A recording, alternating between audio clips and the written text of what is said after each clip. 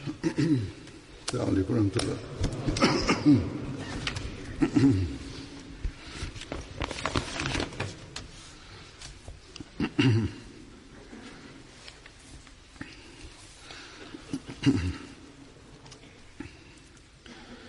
أشهد أن لا إله إلا الله وحده لا شريك له وأشهد أن محمدًا عبده ورسوله أما بعد فأعوذ بالله من الشيطان الرجيم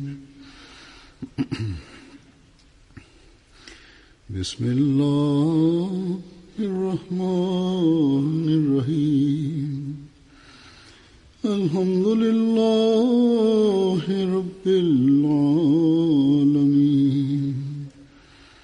الرحمن الرحيم مالك يوم الدين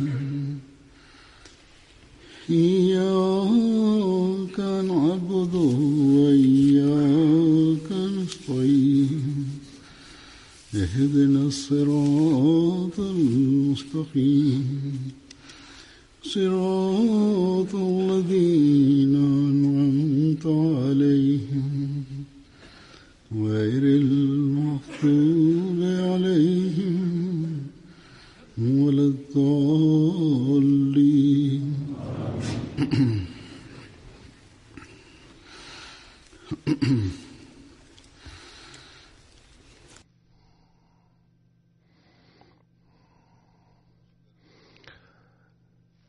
تعقد في هذه الأيام فروع جماعتنا حيثما وجدت اجتماعات بمناسبة يوم المصلح الموعود.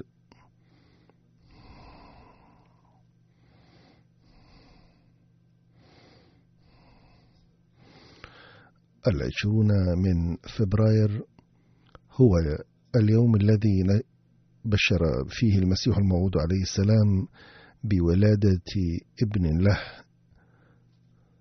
بناء على إعلام الله تعالى.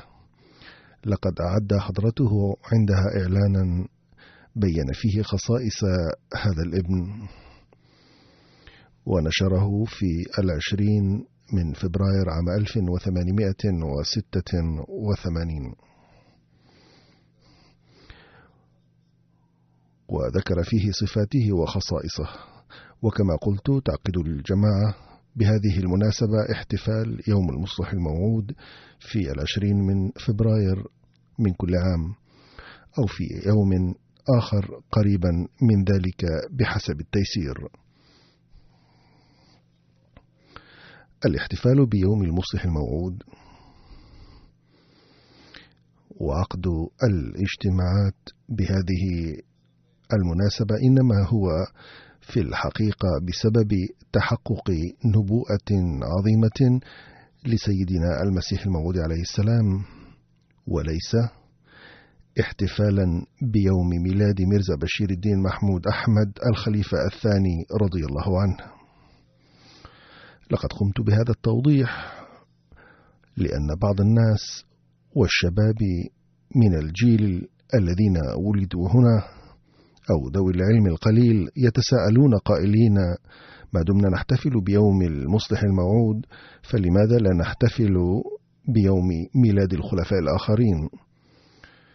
فليكن واضحا أن هذا ليس يوم ميلاد المصلح الموعود الذي ولد فيه، وإنما ولد في 12 من يناير عام 1889. بعد هذا التوضيح سأتحدث اليوم عن نبوءة المصلح الموعود. فأولا أقدم لكم كلمات هذه النبوءة كما ذكرها المسيح الموعود عليه السلام، مع العلم أن الثابت من كتاباته عليه السلام أنه كان يرى أن ميرزا بشير الدين محمود أحمد خليفة المسيح الثاني لاحقا هو مصداق هذه النبوءة.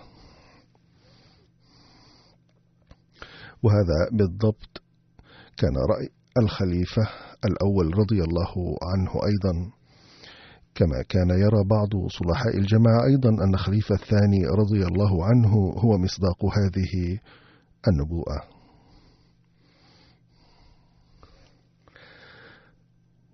وقد كان لهذا الابن خصوصيات وعلامات عديدة، وسأقدم لكم بعض الأمثلة التي تبين كيف تحققت هذه العلامات في الخليفة الثاني رضي الله عنه، وماذا قال عنها الأحباب والأغيار، وكيف أحسوا بوجودها في حضرته.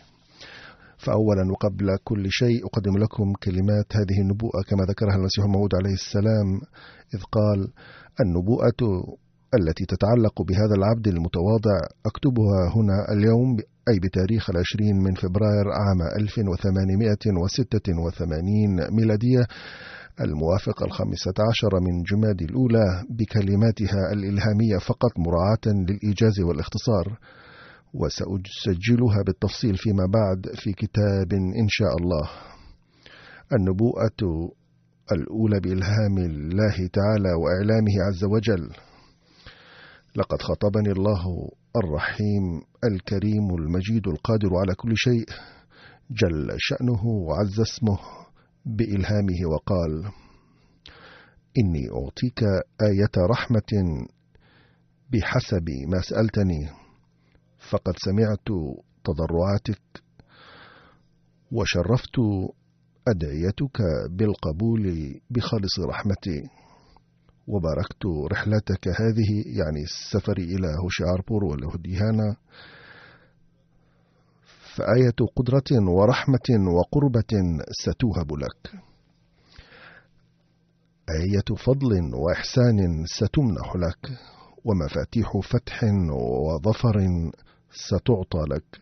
سلام عليك يا مظفر، هكذا يقول الله تعالى، لكي ينجو من براثن الموت من يبتغي الحياة ويبعث من القبور أهلها، وليتجلى شرف دين الإسلام وعظمة كلام الله للناس، وليأتي الحق بكل بركاته ويزهق الباطل بجميع نحوساته، وليعلم الناس أني أنا القادر أفعل ما أشاء، وليوقن أني معك، وليرى آية بينة من لا يؤمن بالله تعالى وينظر إلى الله ودينه وكتابه ورسوله الطاهر محمد المصطفى نظرة إنكار وتكذيب، وليستبين سبيل المجرمين. أبشر، فستعطى ولدا وجيها طاهرا، ستوهب غلاما زكيا من صلبك وذريتك ونسلك، أي سيكون من ذرية المسيح الموعود عليه السلام المادية، وليس فقط بل يكون أحد أبنائه، غلام جميل طاهر سينزل ضيفا عليك، اسمه عمانوئيل وبشير، ولقد أوتي روحا مقدسة، وهو مطهر من الرجس، هو نور الله مبارك الذي يأتي من السماء، معه الفضل الذي ينزل بمجيئه، سيكون صاحب الجلال.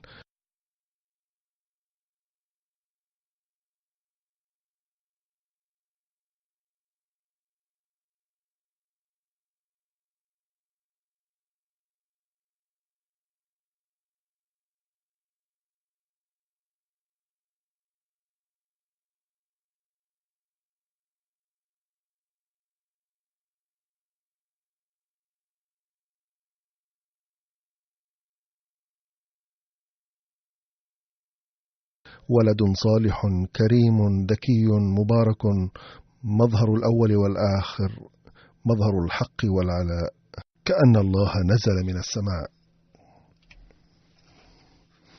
يظهر بنظوره جلال رب العالمين.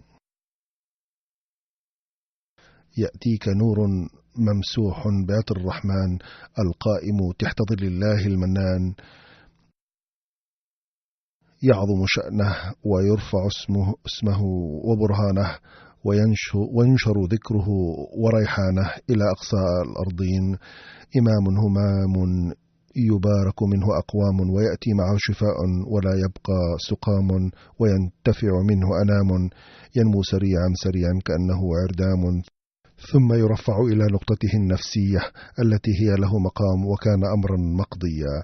ثم يقول المسيح الموعود عليه السلام مشيرا إلى ميرزا بشير الدين محمود أحمد خليفة المسيح الثاني لاحقا في معرض الحديث عن هذه النبوءة: كذلك عندما توفي ابني الأول فرح المشايخ والجهلة وأشياعهم والمسيحيون والهندوس بوفاته فرحة كبيرة، فقيل لهم مرارا بأن النبوءة المنشورة في 20 من فبراير 1886 تتضمن وفاة بعض الأبناء أيضا، فكان ضروريا أن يتوفى أحدهم في الصغر، ومع ذلك لم يتورعوا عن توجيه الاعتراضات، فبشرني الله بابن آخر، وقد وردت البشارة عن ولادة ابن آخر في الصفحة 7 من إعلان الأخضر كالآتي: سترزق بشيرا ثانيا اسمه الثاني محمود.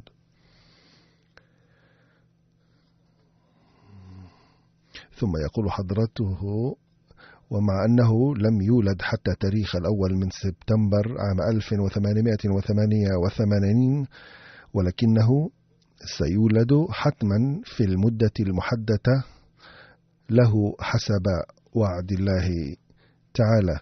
يمكن أن تزول الأرض والسماء، ولكن المستحيل أن تزول وعود الله تعالى. فبحسب هذه العبارة الواردة في الصفحة 7 من الإعلان الأخضر، ولد الابن في يناير عام 1889 وسمي محمود، ولا يزال حيا يرزق بفضل الله تعالى، وهو في 17 من عمره الآن، علما أن المقتبس الأول قديم والمقتبس الثاني متأخر، كتبه عليه السلام في كتابه حقيقة الوحي.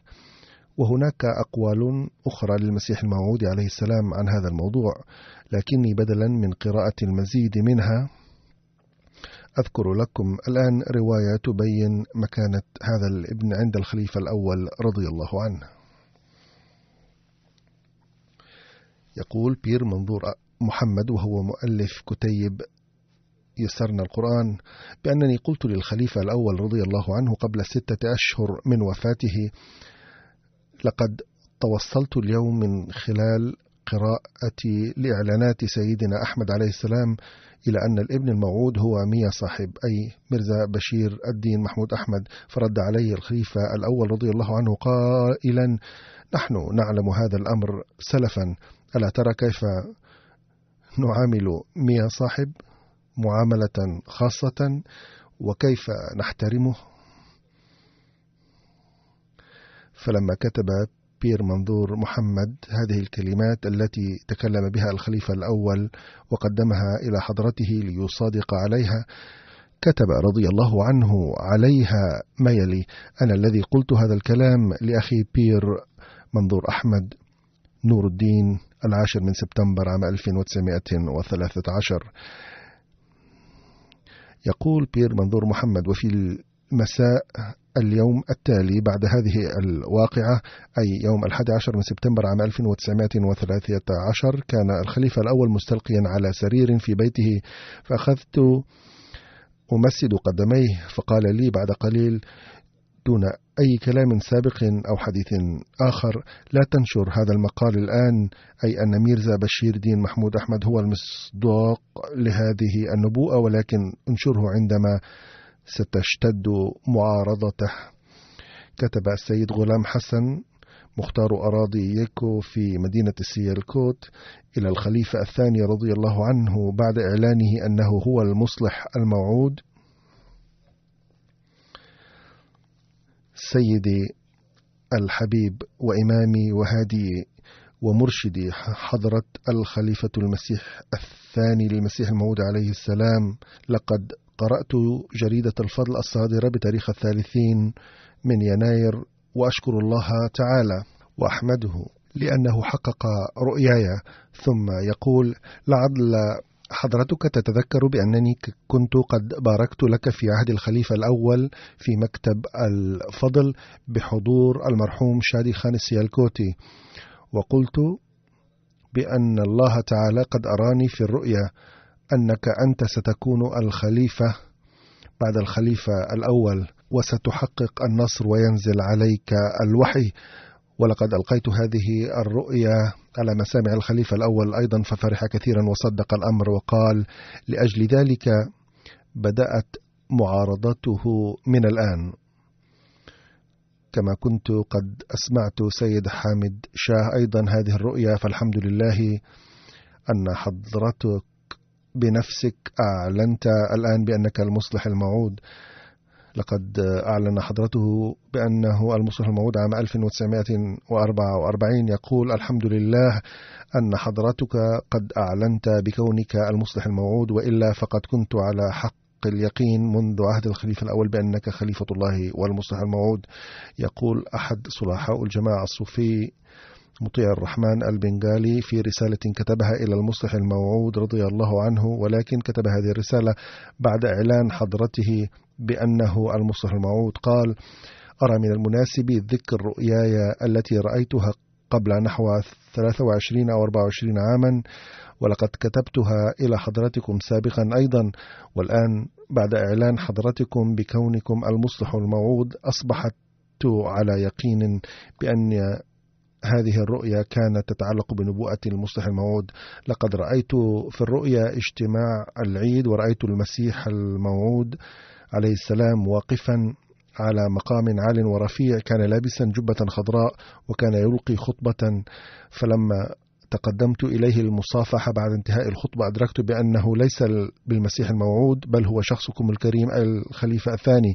لقد أسمعت هذه الرؤيا الكابتن الدكتور بدرين وأخي المولوي ظل الرحمن مبلغ البنغال أيضا، فقال لي المولوي ظل الرحمن: لقد أراك الله الجزء التالي من نبوءة الابن الموعود سيكون نظيرا لك في الحسن والإحسان، إذ تحتوي هذه النبوءة على هذه الكلمات بأنه سيكون نظيرك في الحسن والإحسان. ويقول حضرة الشيخ محمد إسماعيل السرساوي رضي الله عنه: سمعت مرارا من سيدنا المسيح الموعود عليه السلام وليس مرة واحدة أن الابن الموعود في النبوءة هو ميا منصور حصرا، كما سمعنا من حضرته عليه السلام يقول: أرى في ميا محمود حماسا دينيا كثيرا لدرجة تبعثني على الدعاء له أحيانا بصفة خاصة. لم يعلن الخليفة الثاني رضي الله عنه بأنه المصلح الموعود ما لم يأمره الله تعالى بذلك، فلما أذن له أعلن ذلك بصراحة، فقال في ذلك الوقت: لا شك أن كثيرا من أبناء جماعتنا لدى تحقق بعض العلامات التي ذكرها المسيح الموعود عليه السلام عن الابن الموعود كانوا يقولون بأن هذه النبوءة تتعلق بي، إلى أنني كنت أقول دائما بأنني لن أعلن بمثل هذا الإعلان ما لم يأمرني الله تعالى بذلك. وأخيرا فقد جاء ذلك اليوم الذي كان مقدرا من الله أن يتم الإعلان عن ذلك بلساني.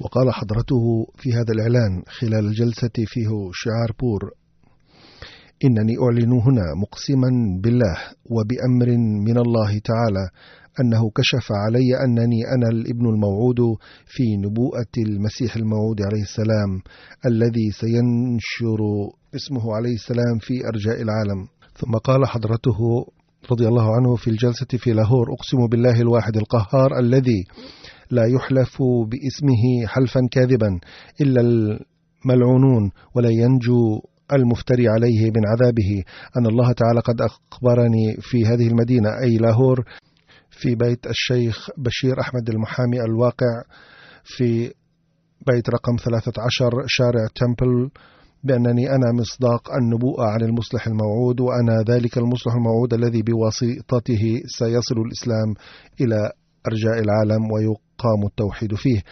إن العلامات التي ذكرها المسيح الموعود عليه السلام للابن الموعود في النبوءة المتعلقة به متنوعة، وهي ما بين 52 إلى 58 علامة.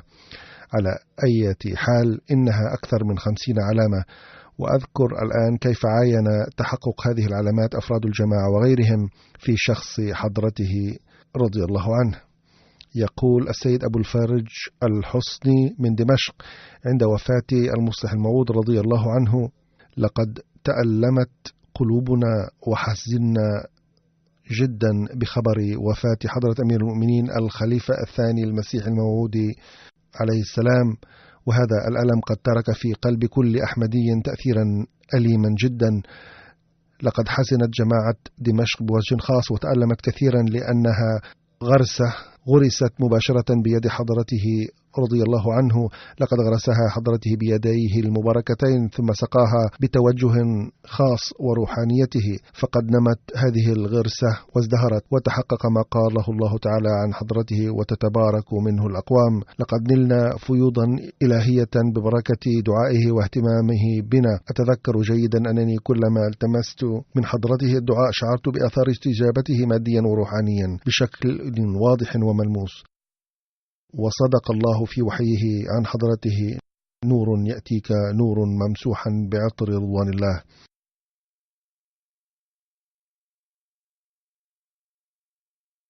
نشرت في جريدة الفضل العدد في 27 من يوليو عام 1944 رؤية للسيد محمد مهيل، جاء فيها أن السيد محمد مهيل الأحمدي كتب من قرية كمال ديرة إلى سيدنا الخليفة الثاني رضي الله عنه رؤيا أحد أقاربه الذي لم يكن أحمديا حينذاك كما يلي: عندما جاء الخليفة الثاني رضي الله عنه إلى مدينة نواب شاه في عام 1936 رأيت في ليلة سبقت مجيئه أن شخصا يأتي إلي راكبا أسدا من جانب دوار يؤدي إلى محطة القطار. عندما اقترب مني رأيت بعض آيات القرآن الكريم مكتوبة على جسده المبارك. سألت الناس: من هو؟ قالوا: هو ميرزا محمود أحمد القادياني. ثم سألت: كيف هو؟ قالوا: هو أكبر ولي لله في العالم. أقول: لقد جعل الله تعالى غير الأحمديين أيضا يقرون بصدق نبوءة المسيح الموعود عليه السلام. فهناك شيخ محترم من غير الأحمديين اسمه المولوي سميع الله خان الفاروقي، ألف قبل تأسيس باكستان كتيبا صغيرا بعنوان إظهار الحق، وقال فيه إن الله تعالى أخبره أن المسيح الموعود عليه السلام قائلا: ما مفاده؟ سأقيم لجماعتك من ذريتك شخصا وأصطفيه بقربي ووحيي، وسيتقدم الحق بواسطته ويقبله أناس كثر. ثم يقول الكاتب: اقرأوا هذه النبوءة مرارا وتكرارا ثم قولوا بصدق وأمانة: ألم تتحقق النبوءة؟ عندما أنبئ بهذه النبوءة كان الخليفة الحالي طفلا صغيرا، ولم تكن هناك وصية من قبل الميرزا المحترم بتعيينه خليفة، بل ترك انتخاب الخليفة على رأي الأغلبية من الناس. فقد انتخب معظم الناس حينذاك الحكيم نور الدين خليفة، وعندما انتخب الخليفة الأول سخر المعارضون من النبوءة المذكورة آنفا. ثم عندما توفي الخليفة الحكيم نور الدين وانتخب ميرزا بشير الدين محمود أحمد خليفة، علما أن هذا ما يقوله شخص غير أحمدي. والحق أن الجماعة الأحمدية أحرزت في عهده تقدما يحير العقول. كان عدد الأحمديين في زمن الميرزا المحترم أي المسيح الموعود عليه السلام قليلا، ولم تحرز الجماعة تقدما ملحوظا في زمن الخليفة نور الدين أيضا. ولكن في زمن الخليفة الحالي وصلت الأحمدية إلى كل بقعة من بقاع العالم تقريبا، والوقائع توحي إلى عدد الميرزائيين يقصد الأحمديين. في الإحصائيات المقبلة سيكون أكثر من ضعف العدد الذي كان في إحصائيات عام 1930، مع أن المحاولات المنسقة التي تمت في هذا عهد للاستئصال شأفة المرزائية يقصد الأحمدية لم يسبق لها نظير. باختصار، لقد أقيم شخص لجماعته من ذريته كما جاء في النبوءة، ونالت الجماعة بواسطته تقدما محيرا للعقول، ويتبين من هذه أن نبوءة الميرزا هذه قد تحققت تماما. هذا وهناك صحفي غير مسلم من السيخ اسمه أرجون سينغ، وكان رئيس التحرير لمجلة رنجين الصادرة في أمرتسر، فاعترف بحق هذه النبوءة قائلا: لقد أدلى الميرزا المحترم بهذه النبوءة في عام 1901 حين كان الميرزا بشير الدين محمود أحمد طفلا صغيرا، حيث قال في بيت شعره ما تعريبه: لقد سقت إلي هذا الخبر مرة بعد أخرى، فسبحان الذي أخزى الأعادي. لقد بشرتني وقلت إن هناك ابنا لك سيكون محبوبي في يوم من الأيام، وسأبدد الظلام بذلك القمر، وسأريك أني قد وجهت إليك العالم.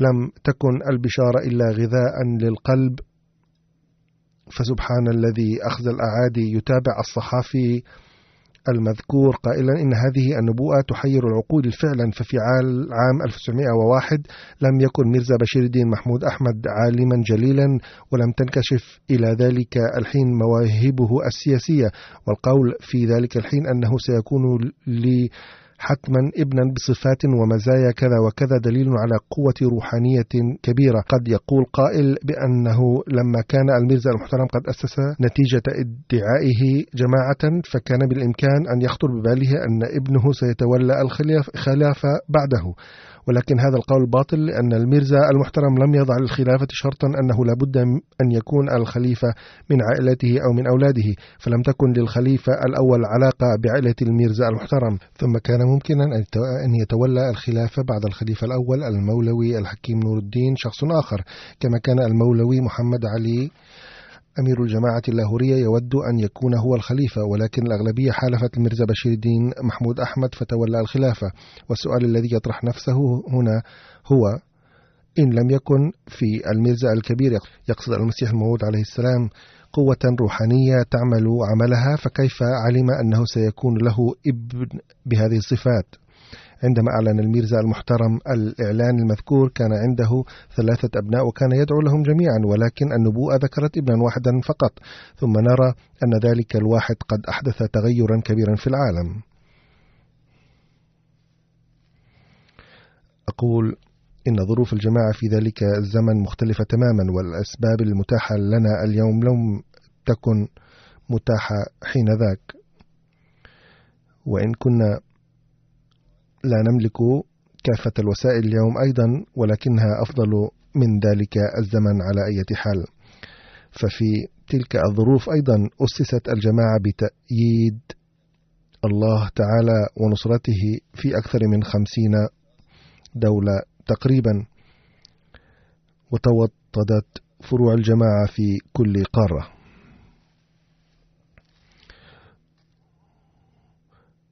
وهذا كان انتشار الإسلام بحسب النبوءة عن المصلح الموعود، وكانت نتيجة عزيمته القوية.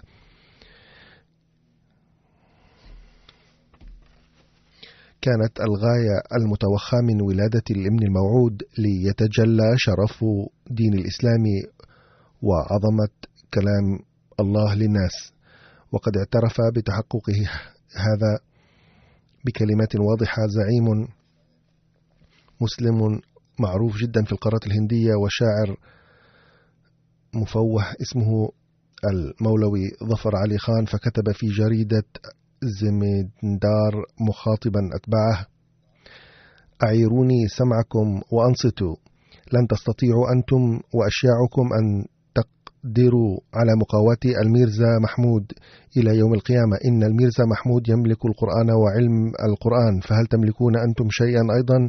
لم تقرأوا القرآن قط ولم في أحلامكم. إن مع الميرزا جماعة مستعدة للتضحية عند قدميه بكل ما تملك بإشارة واحدة منه.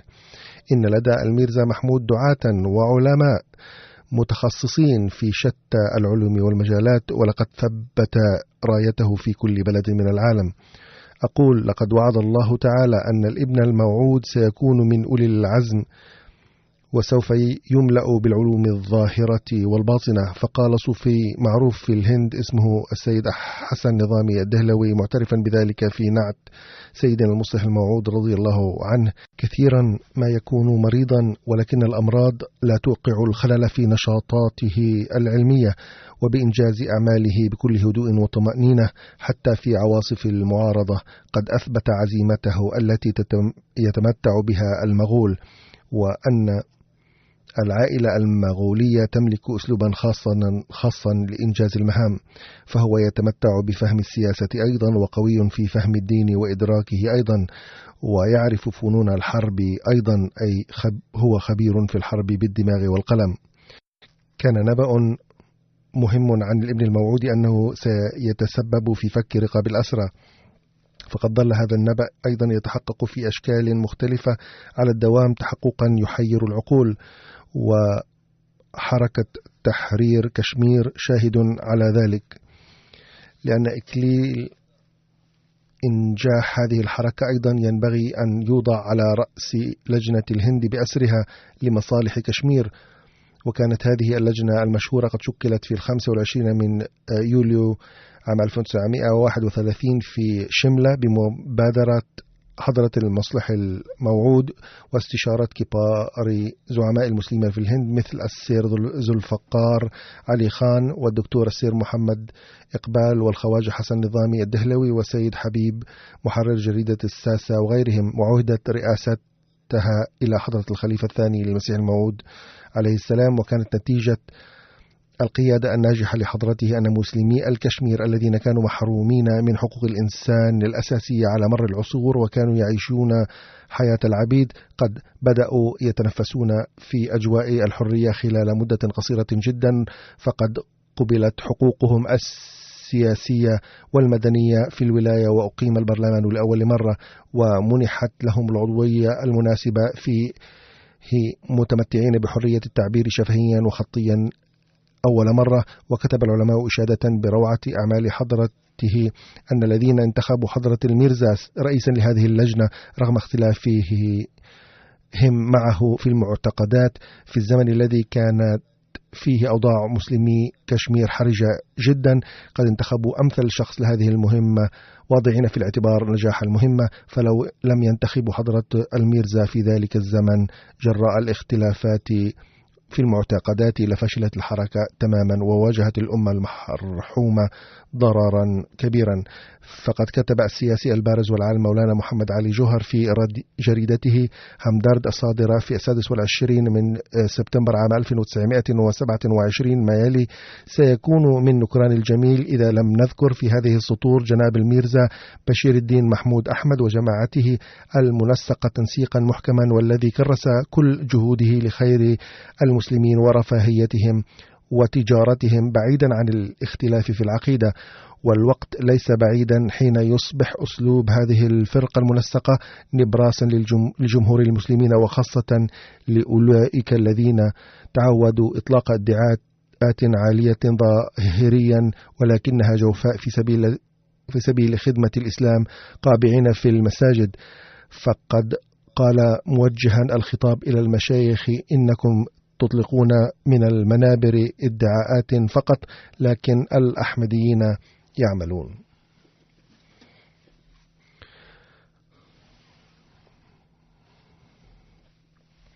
ثم إن المفسر المشهور العلامة الشيخ عبد الماجد الدريابادي محرر جريدة الصدق الجديد كتب مقالا رائعا عند وفاة المصلح الموعود رضي الله عنه، كتب فيه إشادة بعظمة خدمة المصلح الموعود رضي الله عنه للقرآن الكريم. ندعو الله تعالى أن يجزيه على المساعي التي ظل يبذلها طول عمره بكل حماس وعزيمة في سبيل نشر القرآن الكريم في العالم كله ونشر دعوة الإسلام إلى جميع أنحاء المعمورة. أما ما قام به حضرته في شرح حقائق القرآن الكريم وبيان معارفه وترجمة معانيه فيحتل مكانة سامية من الناحية العلمية. هناك مثال آخر على كونه يملأ بالعلوم ظاهرة وباطنة، فقد جاء قس من أمريكا إلى قاديان في عام 1914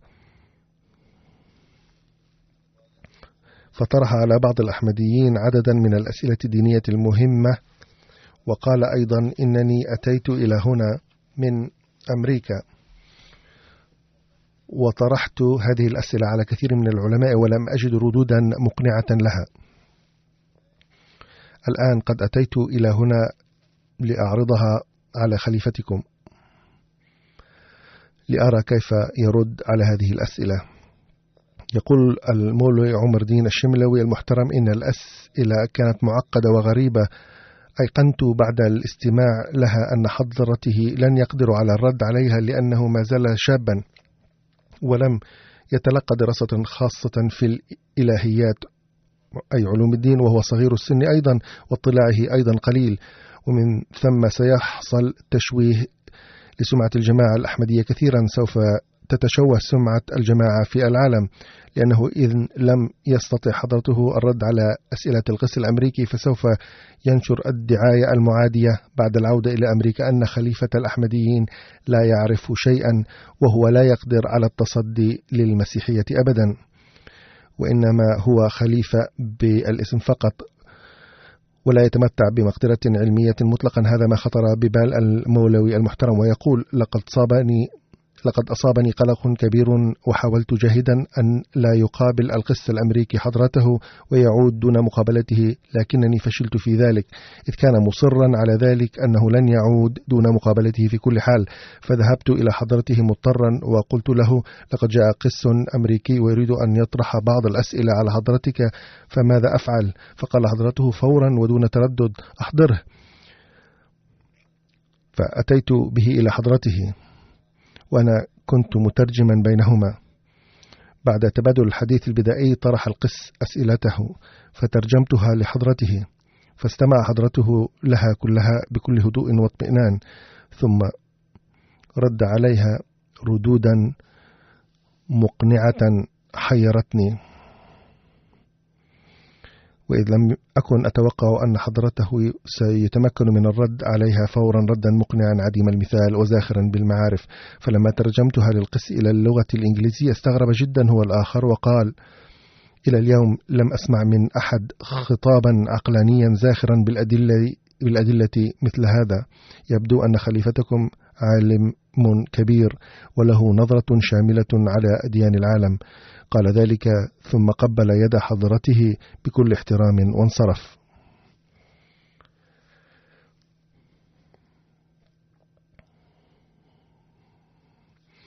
في فبراير عام 1945 ألقى حضرة المصلح الموعود رضي الله عنه خطابا جليلا بعنوان نظام الاقتصاد في الإسلام في مدينة الطلاب الأحمديين، فكانت لديه ملكة وكفاءة في العلوم المادية أيضا. بعد الخطاب ألقى رئيس الحفلة جناب لالرام تشاند مجندا المحترم خطابا موجزا قال فيه إنني أعد نفسي سعيدا جدا إذ قد تسنى لي الاستماع إلى هذا الخطاب القيم، وسرني أن حركة الأحمدية تتقدم وتزدهر شيئا فشيئا.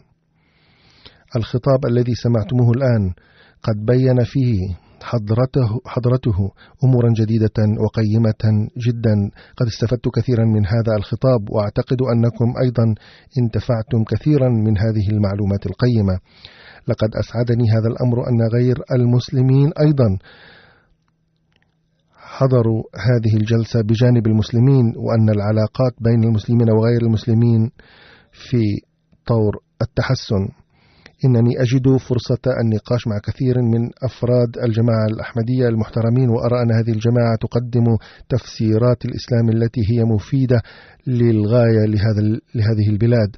كنت أظن أن الإسلام في قوانينه يهتم بالمسلمين فقط ولا يراعي غير المسلمين، ولكن اليوم علمت من خطاب إمام الجماعة الأحمدية أن الإسلام يعلم المساواة بين جميع البشر، وإنني فرح جدا بسماع ذلك. وسوف أقول لأصدقائي غير المسلمين ما المشكلة في إعطاء الإسلام إياكم عزا واحتراما من هذا النوع. الجدية والهدوء الذي سمعتم بهما خطاب حضرته ل2.5 ساعة، لو رأى ذلك شخص أوروبي لاستغرب أن الهند قد تطورت لهذا الحد. أشكركم على سماعكم الخطاب بهدوء، كما أشكر من طرفي ومن طرفكم جميعا إمام الجماعة الأحمدية شكرا متكررا 100,000 مرة على إفادته إيانا بخطابه المليء بالمعلومات الثمينة للغاية.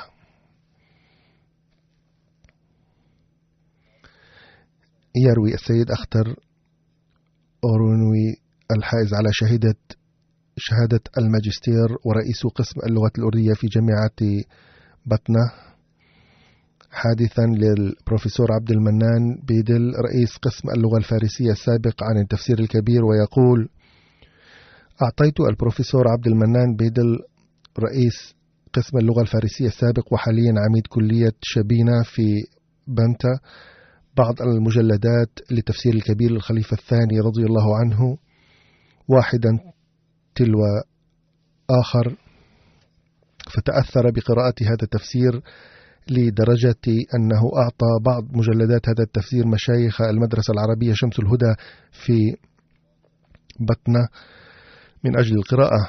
وذات يوم دعا عدة مشايخ وسألهم عن رأيهم في هذا التفسير. كان هناك نبوءة عن الابن الموعود أنه سيعطى علوم القرآن، فقال أحد المشايخ: لا يوجد تفسير مثله في التفاسير الفارسية. فسأل البروفيسور عبد المنان: وهل يوجد في التفاسير العربية؟ فسكت المشايخ، وبعد قليل قال أحدهم: لا توجد في مدينة بطنة كل التفاسير العربية، وما لم نقرأ جميع التفاسير المصرية والشامية لا نستطيع أن نبني رأيا صائبا. فبدأ البروفيسور يذكر التفاسير العربية القديمة وقال: لا يوجد أي تفسير في أي لغة يضاهي تفسير ميرزا محمود، ويمكنكم أن تجلبوا التفاسير الحديثة من مصر وسوريا وتناقشوا معي ذلك بعد بضعة أشهر. فبهت علماء اللغة العربية والفارسية. يقول السيد قريشي عبد الرحمن من سكر وهو يبين مكانة المصلح الموعود العلمية: بينما كان حضرته رضي الله عنه مقيما في مدينة سكر، كان الأحباب يحضرون أصدقائهم غير الأحمديين للقاء حضرته، وأحضرت لقائه حضرته صديقا لي كان كثيرا ما يتباهى بعلمه.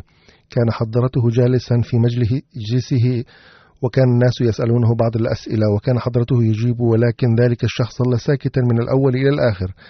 وحين انتهى المجلس قلت له: لم تسأل شيئا؟ فقال: الكلام هنا كان بمنزلة فضح النفس.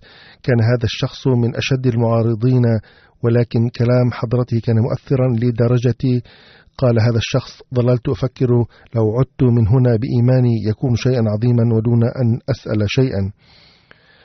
ذهب السيد لالكرم شند رئيس التحرير لجريدة بارس الأسبوعية إلى قديان بعض المحررين، وعاد متأثرا جدا من حضرته رضي الله عنه، وكتب بعض المقالات حول ذلك.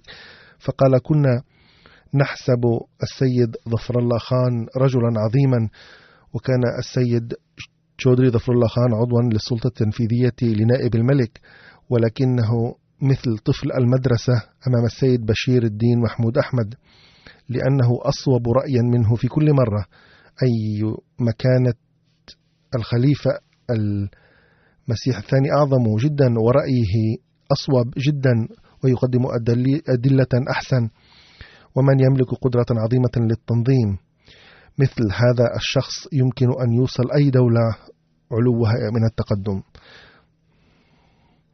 حضر أحد محبي العلم الجلسة السنوية في قاديان، وذكر انطباعاته عن المصلح الموعود رضي الله عنه وعن أتباعه، فقال: ومما رأيت بتأمل أن هذه الجماعة كلها والحشد كله والجمع كله كان ماشيا على إشارات خنصر ذلك الخليفة الطاهر. وتوصلت عن إمام الجماعة الأحمدية إلى أنه كاتب عظيم يملك قدرة عظيمة للخطابة وإداري عظيم للتنظيم. كتب العلامة نياز الفتحبوري بعد قراءة المجلد الثالث للتفسير الكبير. التفسير الكبير المجلد الثالث أمامي في هذه الأيام، وأقرأه بنظرة عميقة، ومما لا شك فيه أن المفسر أوجد طريقة بتفكير جديدة لقراءة القرآن الكريم. وهذا التفسير أول تفسير من نوعه وفق فيه بين العقل والنقل بأحسن وجه، ويتبين من كل كلمة تبحره في العلم وسعة نظره وفراسته غير العادية وجمال استدلاله.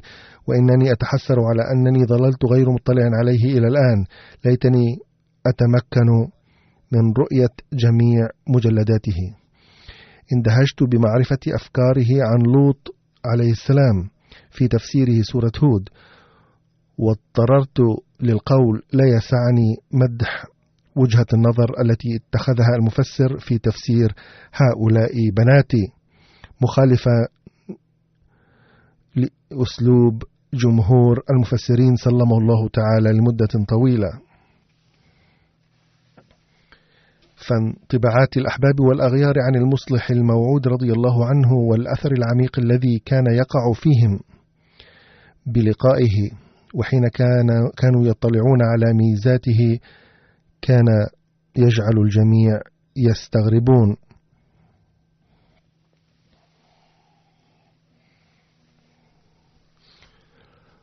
وهذا دليل بين على صدق النبوءة. فحين تذكر هذه النبوءة في هذه الجلسات التي تعقد في هذه الأيام، وحين نسمع عن أعمال المصلح الموعود رضي الله عنه البارزة، فعلينا أن ندعو لرفع درجاته، كما يجب أن نفحص حالتنا، لأنه من الضروري لرقي الجماعة أن يطور كل فرد من أفراد الجماعة جميع قدراته بعزيمة ويستخدمها من أجل الجماعة. لو فعلنا ذلك لرأينا ازدهار الجماعة أكثر من ذي قبل في حياتنا. وفقنا الله تعالى لذلك.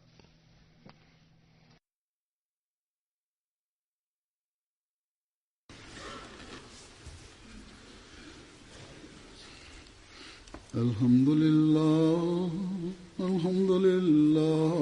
نحمده ونستعينه ونستغفره ونؤمن به ونتوكل عليه ونعوذ بالله من شرور أنفسنا ومن سيئات أعمالنا.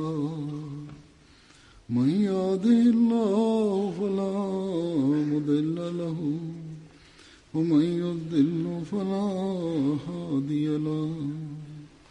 ونشهد أن لا إله إلا الله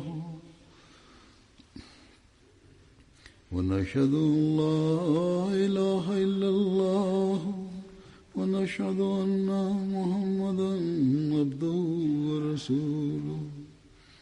عباد الله رحمكم الله، إن الله يأمر بالعدل والإحسان وإيتاء ذي القربى وينهى عن الفحشاء والمنكر والبغي يعظكم لعلكم تذكرون. اذكروا الله يذكركم وادعوه يستجب لكم ولذكر الله